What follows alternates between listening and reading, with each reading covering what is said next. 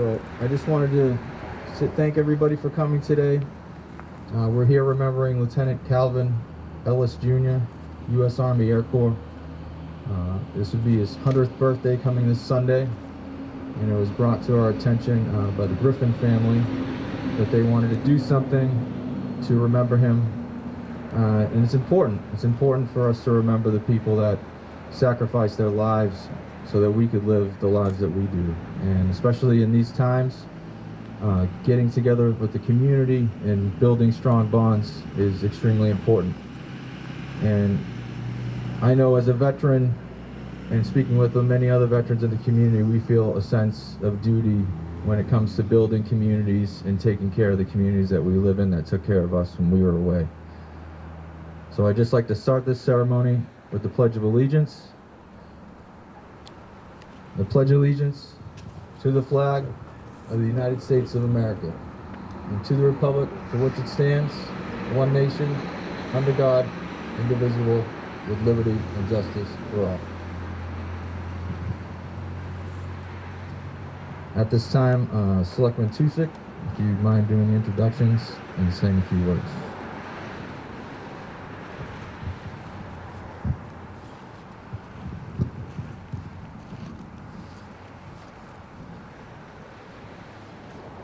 Thank you, James.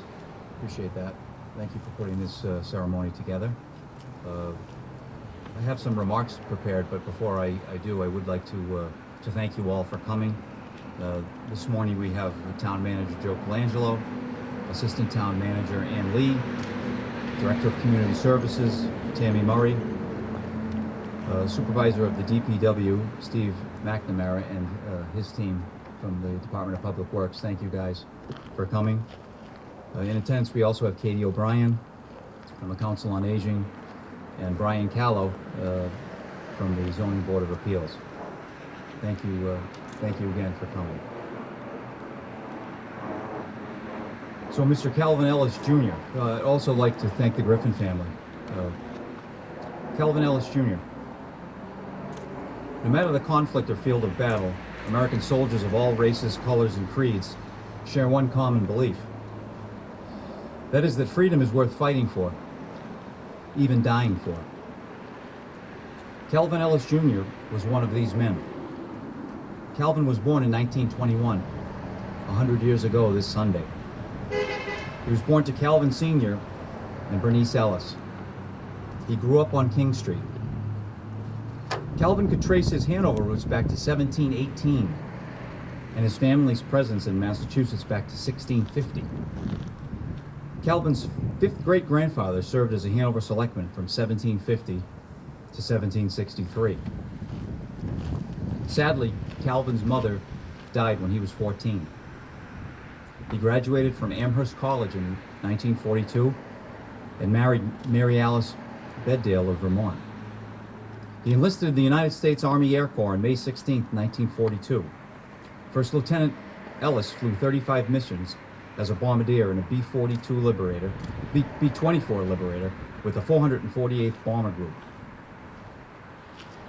He was killed in action over Wiesendorf, Germany on April 4th, 1945. He never returned to Hanover. His remains lie at the Ardennes American Cemetery in Belgium. Calvin Ellis and many brave Americans gave their lives so strangers they had never met would be free from tyranny and oppression in all of its evil forms. They left home, work, and family. They left Hanover to defend something, an ideal bigger than themselves. They left not knowing, but prepared they may never return. These patriots cherished freedom, and they loved America. Calvin Ellis Jr., son of Hanover, and an American hero. We are grateful for your sacrifice. Thank you.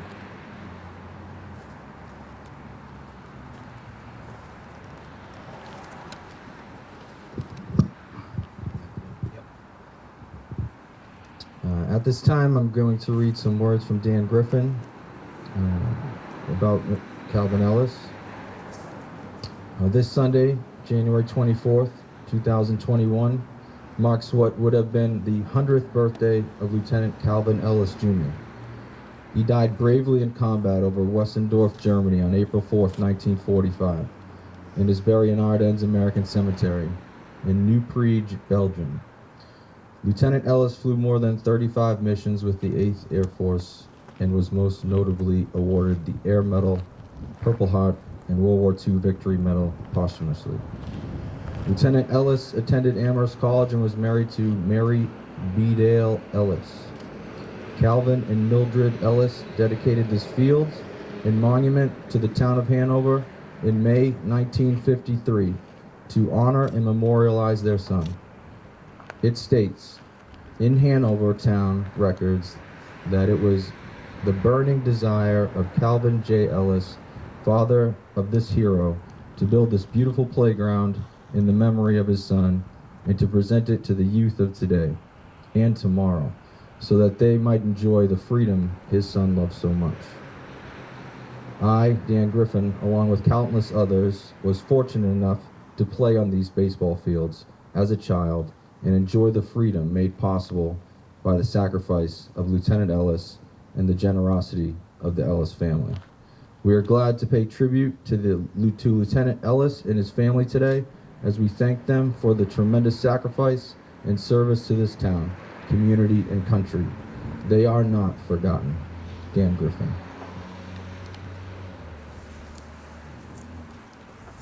So at this time, we'll be laying a wreath. Selectman Tusick and Town Manager Colangelo, if you could grab the wreath out of the back of the Jeep. Nope, wrong button.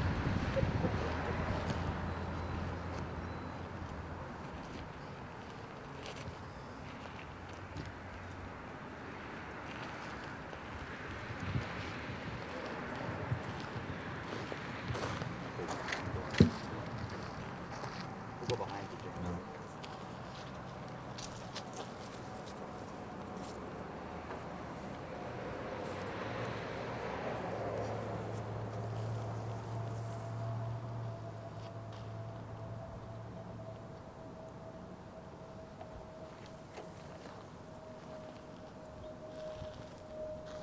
Can we just make those to the left? Yeah, just there we go. Perfect.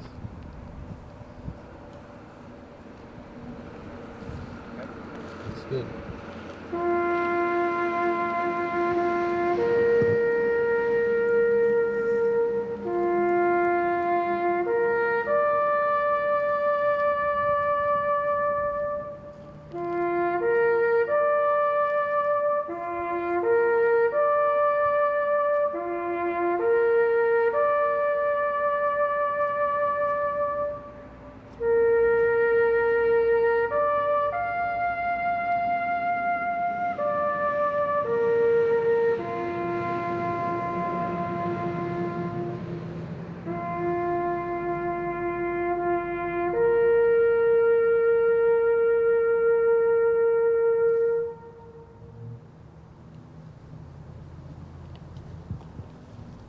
Well, I appreciate everybody coming today and taking the time to not forget the First Lieutenant Calvin Ellis Jr.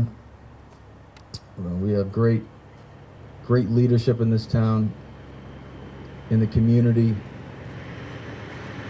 and it's times like this that we can't forget, and it's important that we take the time out to remember those who can give us the freedoms that we have today. I thank everyone for coming, and this concludes the ceremony. Happy birthday, Lieutenant Ellis. We'll never forget you, and we appreciate your sacrifice. Thank you for coming.